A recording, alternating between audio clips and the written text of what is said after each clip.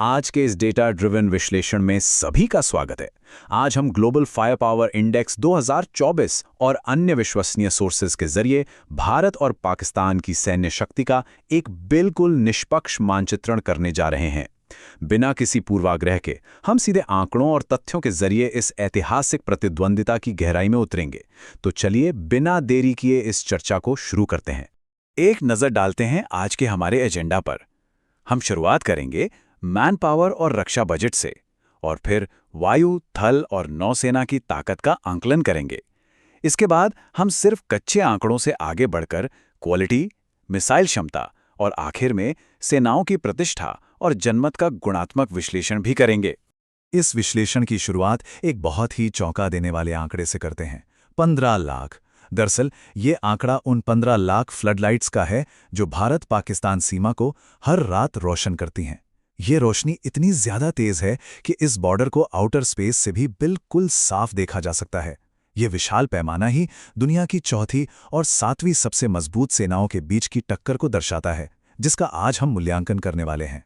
तो चलिए अपने पहले सेक्शन पर आते हैं, मैन पावर और रक्षा बजट। आइए समझते हैं कि इन विशाल सेनाओं को चलाने के लिए आखिरकार कितना वित्तीय और मानवीय संसाधन लगाया जाता है। अब इस डेटा को ही ले लीजिए। ये दोनों देशों की प्राथमिकताओं का एक बहुत बड़ा अंतर स्पष्ट करता है। सोर्स के मुताबिक भारत का रक्षा बजट करीब 74 बिलियन अमेरिकी डॉलर है, जो पूरी दुनिया में चौथे नंबर पर आता है। वहीं दूसरी तरफ पाकिस्तान का बजट 21 बिलियन डॉलर है। यहां सोर्स ने एक बेहद महत्वपूर्ण बात पर जोर दिया है। भले ही पाकिस्तान की अर्थव्यवस्था इस वक्त भारी दबाव में है और संघर्ष कर रही है, लेकिन इसके बावजूद उनके सैन्य बजट में कोई कटौती नहीं आई है, बल्कि उसमें निरंतर वृद्धि ही देखी गई है। सैनिकों की इस भारी भरकम संख्या की तुलना भी काफी दिलचस्प है। सोर्स का यह अवलोकन है कि दोनों देशों के बलों का आकार उनकी राष्ट्रीय जनसंख्या के अनुपात में काफी संतुलित है। भारत के पास 14.5 लाख से अधिक एक्टिव और 11 लाख से अधिक रिजर्व सैनिक हैं। वहीं पाकिस्तान के पास 6.5 लाख के करीब एक्टिव सैनिक मौजूद हैं। यहां ध्यान देने वाली एक और कमाल की बात यह है कि ड्यूटी के लिए पूरी तरह से फिट सैनिकों के मामले में भारतीय सैनिक वैश्विक स्तर पर दूसरे स्थान पर आते हैं, जबकि पाकिस्तानी सैनिक 7वें स्थान पर हैं। अब बढ़ते हैं खंड 2 की तरफ, वायु और थल सेना। आसमान और जमीन पर दबदबा बनाने वाले इन वाहनों और लड़ाकू विमानों की गिनती करते हैं। एयर पावर की सीधी टक्कर में आंकड़े एक बड़ी ही मिलीजुली तस्वीर पेश करते हैं। कुल एयरक्राफ्ट और खासतौर पर फाइटर जेट्स की बात करें तो भारत 2210 विमानों के साथ स्पष्ट रूप से एक बड़ी मात्रात्मक बढ़त बनाए हुए है। लेकिन डेटा से यह भी पता चलता है कि पाकिस्तान के पास डेडिकेटेड अटैक हेलीकॉप्टर्स के मामले में एक विशिष्ट संख्यात्मक लाभ है। उनके 56 हेलीकॉप्टर्स के मुकाबले भारत के पास 26 अटैक हेलीकॉप्टर्स मौजूद हैं। जमीनी ताकत पर नजर डालें तो भारत 4414 टैंकों और 10,000 से ज्यादा आर्मर्ड व्हीकल्स के साथ काफी आगे दिखाई देता है। लेकिन ठहरिए, सोर्स का डेटा यहां एक और एंगल भी दिखाता है। सेल्फ प्रोपेल्ड आर्टिलरी और मोबाइल रॉकेट आर्टिलरी सिस्टम्स की संख्या में पाकिस्तान के पास एक स्पष्ट बढ़त है, जो जमीनी युद्ध में उन्हें एक अलग तरह की गतिशीलता और मारक क्षमता प्रदान करती है। हमारा तीसरा सेक्शन है नौसेना की ताकत। आइए देखते हैं समुद्री क्षेत्र में किसका कितना दबदबा है। ये टेबल खुद ही सारी कहानी बयां कर रही है। एयरक्राफ्ट कैरियर्स, डिस्ट्रॉयर्स, फ्रिगेट्स और परमाणु पनडुब्बियों जैसे प्रमुख कॉम्बैटेंट्स के मामले में भारत एक बहुत बड़ी संख्यात्मक और रणनीतिक बढ़त रखता है। हालांकि सोर्स के अनुसार पाकिस्तान मिजेट पनडुब्बियों और माइन वॉरफेयर शिप्स जैसी कुछ विशिष्ट समुद्री क्षमताओं को संचालित करता है, जो भारतीय बेड़े में वर्तमान में उस रूप में मौजूद नहीं है। अब यहां सोर्स से लिया गया एक बेहद अनोखा डेटा पॉइंट सामने आता है। हवा में दूर तक निगरानी रखने वाले अर्ली वार्निंग रडार सिस्टम्स यानी अवैक्स और लड़ाकू ड्रोन्स के मामले में पाकिस्तान के पास वर्तमान में संख्यात्मक लाभ है। उनके पास तुर्की और चीन से लिए गए बैराक्टार TB2 और विंगलंग 2 जैसे घातक ड्रोन्स मौजूद हैं। वहीं भारत अभी अमेरिका से MQ-9SB प्रोक्योर कर रहा है और अपने स्वदेशी सिस्टम्स को भी तेजी से विकसित करने में लगा हुआ है। अब आते हैं खंड 4 पर, क्वालिटी बनाम क्वांटिटी। क्योंकि जैसा कि हम सब जानते हैं, सैन्य ताकत हमेशा सिर्फ संख्याओं का खेल नहीं होती। आइए बिना किसी पक्षपात के सोर्स के इस तकनीकी मूल्यांकन को समझते हैं। भारत के T-90 और अर्जुन टैंक भारी फायर पावर और कहीं बेहतर तकनीक प्रदान करते हैं, जबकि पाकिस्तान मुख्य रूप से अपने VT-4 और अल खालिद टैंकों पर निर्भर है।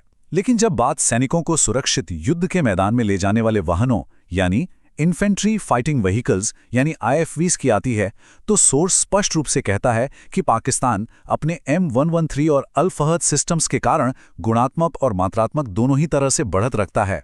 आर्टिलरी के इस तुलना को सोर्स ने बिल्कुल स्वदेशी बनाम आयातित के ढांचे में रखा है।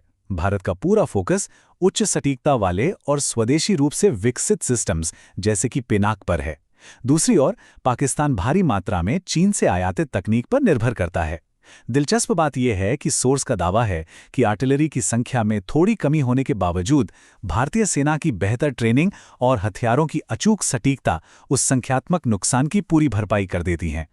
अगर एयर सुप्रीमेसी प्लेटफॉर्म्स को करीब से देखें तो सोर्स विश्लेषण के अनुसार भारत के राफेल और सुखोई 30 MKI ओवरऑल सबसे उन्नत और एडवांस्ड फाइटर जेट्स माने जाते हैं। इसके साथ ही अपाचे और प्रचंड जैसे बेहतरीन हेलीकॉप्टर्स भी हवा में मारक क्षमता को बढ़ाते हैं। वहीं इस विश्लेषण में पाकिस्तान के F-16 की प्रमाणित लेगेसी और उनके JF-17 के विशाल बेड़े की क्षमताओं को भी पूरी तरह से स्वीकार किया गया है। खंड 5 मिसाइल और परमाणु क्षमता। ये वह रणनीतिक डोमेन है जहां विनाशकारी ताकत अपने चरम पर होती है। रणनीतिक मिसाइलों की बात करें तो सोर्स का स्पष्ट दावा है कि भारत की अग्नि 5 मिसाइल की रेंज पाकिस्तान की शाहीन 3 से कहीं ज्यादा लंबी है। इसके अलावा एयर डिफेंस के मामले में भारत का S-400 एक बहुत ही मजबूत और महत्वपूर्ण जवाबी क्षमता प्रदान करता है। सोर्स के विश्लेषण के मुताबिक पाकिस्तान के HQ-9 एयर डिफेंस सिस्टम में इस तरह की रिलायबिलिटी और काउंटर मेजर क्षमता फिलहाल मौजूद नहीं है। अब यहाँ सबसे ज्यादा ध्यान खींचने वाली बात यह है कि न्यूक्लियर वॉरहेड्स के मामले में सिपरी का डेटा पाकिस्तान को एक मामूली सी बढ़त दिखाता है। पाकिस्तान के पास अनुमानित 170 वॉरहेड्स हैं जबकि भारत के पास 164 हैं। लेकिन सोर्स इस बात पर बहुत जोर देता है कि भारत नो फर्स्ट यूज यानी पहले इस्तेमाल न करने की नीति का सख्ती से पालन करता है और भारत के पास इन हथियारों को हवा, पानी या जमीन से डिलीवर करने के लिए कहीं अधिक बहुमुखी और सटीक प्लेटफॉर्म्स मौजूद हैं। हमारा आखिरी और छठा खंड है प्रतिष्ठा और जनमत। ये देखना अहम है कि इन सेनाओं को घरेलू और संस्थागत नजरिए से कैसे देखा जाता है। ध्यान रहे, ये खंड पूरी तरह से सोर्स सामग्री में किए गए दावों पर ही आधारित है। पाकिस्तानी सेना के संदर्भ में सोर्स ने एक बहुत ही प्रसिद्ध कहावत का उपयोग किया है, जंग में कभी जीते नहीं और इलेक्शन में कभी हारे नहीं। इस उद्धरण को प्रस्तुत करते हुए सोर्स का मुख्य उद्देश्य पाकिस्तान के सशस्त्र बलों की उस बेहद जटिल और गहरी घरेलू राजनैतिक भूमिका को स्पष्ट करना है जो वहां के सत्ता और प्रशासन में पूरी तरह से घुली मिली है। सोर्स का दावा है कि पाकिस्तान की सेना का वहां की घरेलू राजनीति में बहुत भारी हस्तक्षेप रहता है। शीर्ष स्तर के जनरलों पर भ्रष्टाचार के आरोप और टेरर फाइनेंसिंग के कारण FATF फैट की ग्रे लिस्टिंग जैसे बड़े कारकों ने पाकिस्तानी सेना की संस्थागत प्रतिष्ठा को गंभीर नुकसान पहुंचाया है। सोर्स ये भी असर्ट करता है कि पाकिस्तान को बैकडोर से एक डीप स्टेट के रूप में नियंत्रित किया जाता है। इसके ठीक उलट जब बात भारतीय सशस्त्र बलों की प्रतिष्ठा की आती है तो सोर्स का नजरिया अत्यधिक सकारात्मक दिखाई देता है। विश्लेषण में यह जोर देकर दावा किया गया है कि भारतीय सेना को भारत में केवल एक संगठन के रूप में नहीं बल्कि एक भावना और राष्ट्रीय गौरव के एक बड़े प्रतीक के रूप में देखा जाता है। सोर्स का यह भी दावा है कि भारतीय सेना अपने उत्कृष्ट प्रोफेशनलिज्म और पराक्रम के लिए पूरे विश्व में जानी जाती है। हम आज की इस चर्चा का समापन सोर्स सामग्री द्वारा उठाए गए एक बेहद विचारोत्तेजक प्रश्न के साथ करते हैं। जैसे जैसे सैन्य तकनीक विकसित हो रही है, क्या साइबर, स्पेस और इंफॉर्मेशन वॉरफेयर भविष्य में इस ऐतिहासिक प्रतिद्वंदिता को एक बिल्कुल नया आकार देंगे? ये डेटा संचालित विश्लेषण तो यहीं समाप्त होता है, लेकिन सैन्य क्षमताओं के भविष्य को लेकर उत्सुकता अभी बस शुरू ही हुई है। इस चर्चा से जुड़ने के लिए बहुत बहुत धन्यवाद।